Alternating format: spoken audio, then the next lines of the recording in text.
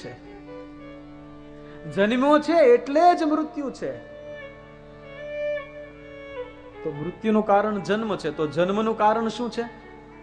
મૃત્યુ. ક્યાંક મર્યો છે એટલે અહીંયા જન્મ્યો છે. આ ચક્કર ચાલે જ છે. હા, એમાંથી તો કોઈક જ હોય એ બહાર નીકળી જાય, અને નીકળે જ છે, મુક્તિ મળે જ છે.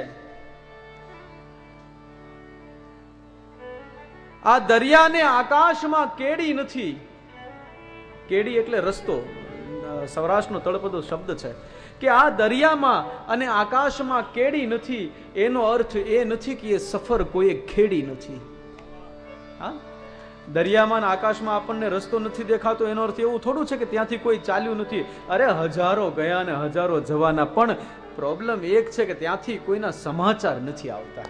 હા, ત્યાંથી કોઈના સમાચાર આવે?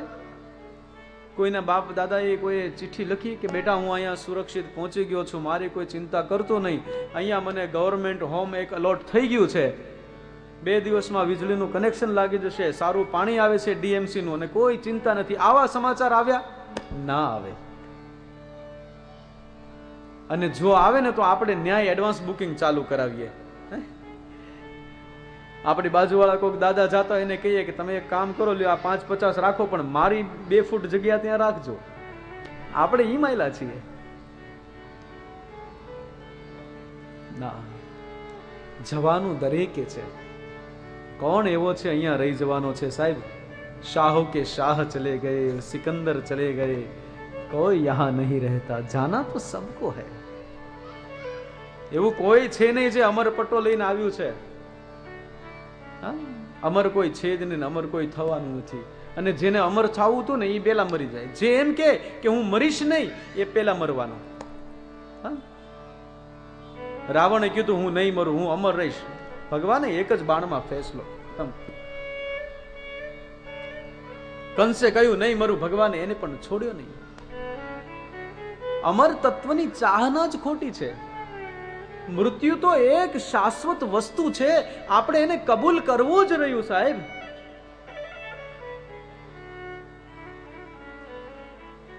એને હું ને તમે એનાથી છૂટી નથી શકવાના, એનાથી ક્યાં ભાગીને જવાના સાહેબ.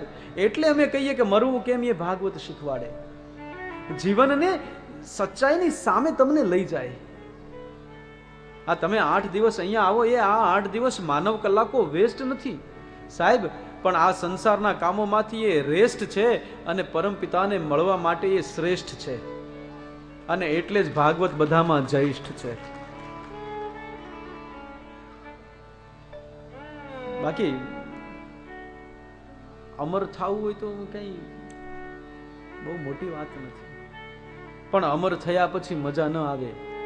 દેવતાઓને પૂછી જોજો ક્યારેક અમર થવામાં કેટલી તકલીફ છે. આ ઇન્દ્ર અને અગ્નિ ને વરુણ ને વાયુ ને બધા બેઠા છે કે એકવાર અમૃત પીવાઈ ગયું. હમણાં તો એક વચ્ચે કોઈ ભાઈએ બહુ સરસ વાત કરી કે અમૃતનો કુંભ જોઈને ઇન્દ્ર દોડવા મળ્યો. નારદજી ઉભો રાખ્યો, ભાઈ કેમ ભાગે? કે નહીં, ને અમૃતનો કુંભ છે. અરે પણ પ્રોબ્લેમ શું છે? એ કે ના, એકવાર પીધું તો એવા ને એવા છીએ, બીજી વાર પીશું તો હજી કેટલો ટાઈમ આમનામ રહેવું પડશે એ નક્કી નહીં. એના કરતા તો હું તમે ફાયદામાં.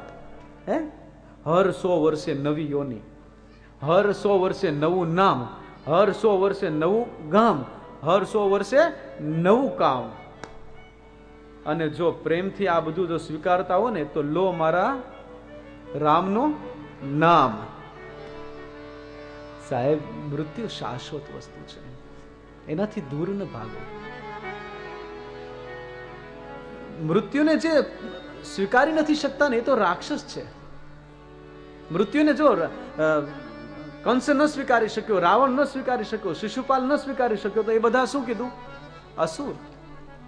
આ શરીર છે એનો મોહ છોડી દો એટલે મૃત્યુનો પ્રેમ. અસુ એટલે શરીર. રાક્ષસોને શું કહેવાય? અસુર. એટલે સંસ્કૃતમાં શબ્દ આપ્યો અસુ. અસુ શામ રમંતી ઇતિહિ અસુર. અસુ એટલે શરીર, પ્રાણ, એના માટે જ જીવે એ અસુર છે. અને આપણે એ જ છોડી દેવાનું છે. શરીર માટે નહીં, આજથી જીવશું કોના માટે? આપણા આત્મા માટે. શ્રીમદ ભાગવતી આત્મ ઉત્થાનનો ગ્રંથ છે અને જીવને મૃત્યુથી મુક્તિ સુધી લઈ જવા માટેનો ગ્રંથ છે. દુનિયાના દરેક ધર્મમાં સનાતન ધર્મ શ્રેષ્ઠ છે. એનું એક કારણ આપ્યું કે દરેક ધર્મના ગ્રંથોની અંદર જીવો ત્યાં સુધીની વિધિ આપી છે, મૃત્યુ પછીની વિધિ આપી. કોઈ પણ લઈ લો તમે, કોઈ ઈસાઈનો ગ્રંથ લઈ લો, ગુરુ ગ્રંથ સાહેબ લઈ લો, તમે બાઇબલ લઈ લો, કુરાન લઈ લો, વાત ક્યાં સુધીની છે? જન્મથી લઈ અને મૃત્યુ સુધીની જ વાત છે. ત્યારે સનાતન ધર્મનું આ ભાગવત હાથમાં ઉપાડી લ્યો. જન્મથી મૃત્યુ સુધીની વાત તો છે, પણ મૃત્યુથી પછી મુક્તિ સુધીની વાત છે કેવલ શ્રીમદ ભાગવતમાં છે. એટલે એ ભાગવત મને તમને મળ્યું છે. ભાગવત માટે એવું કહ્યું કે ભગવતા પ્રોક્તમ ઇતિ ભાગવતમ. ભગવાનના સ્વમુખથી ગવાયેલી કથા છે એટલે શ્રીમદ ભાગવત કહેવાયું. આવો આપણે જેના નેજા નીચે બેઠા છીએ એ ભાગવત શું છે એ જાણીએ. ભગવતા પ્રોક્તમ ઇતિ ભાગવતમ. ભગવાનના સ્વમુખથી આવેલી કથા છે એટલે ભાગવત છે. ભગવાનનું અધરામૃત છે એટલે ભાગવત છે. તો કોઈ કહે, કોઈ શું, આચાર્ય વલ્લભાચાર્યજી મહારાજ એવું કહેતા કે ભા સ્વરૂપે ચિદાનંદે ગતિર્યસ્યાસ્તિ લૌકિકે વરેણ્યમ સર્વશાસ્ત્રાણામ તરણીમ ભવ ભવાર્ણવાટ. શું છે ભાગવત? ભલે ભા સ્વરૂપે ચિદાનંદે, ભાગવતમાં ભ સ્વરૂપમાં ભગવાન ચિદાનંદ સ્વરૂપ નાથ શ્રીનાથજી બાવા બિરાજમાન છે. ગ એટલે ગતિર્યસ્યાસ્તિ લૌકિકે, ભગવાન ચિદાનંદ હોવા છતાં પણ આ પૃથ્વીમાં આવે છે. ગતિર્યસ્યાસ્તિ લૌકિકે વરેણ્યમ સર્વ શાસ્ત્રાણામ, ભાગવતની અંદર દરેક શાસ્ત્રોનો રસ મિલિત કરવામાં આવ્યો છે. પછી કહ્યું તરણીમ એટલે તરી જવા માટે. તરણીમ ભવ ભવાર્ણ વાટ, આ ભવસાગરને તરવા માટેનું સાધન છે.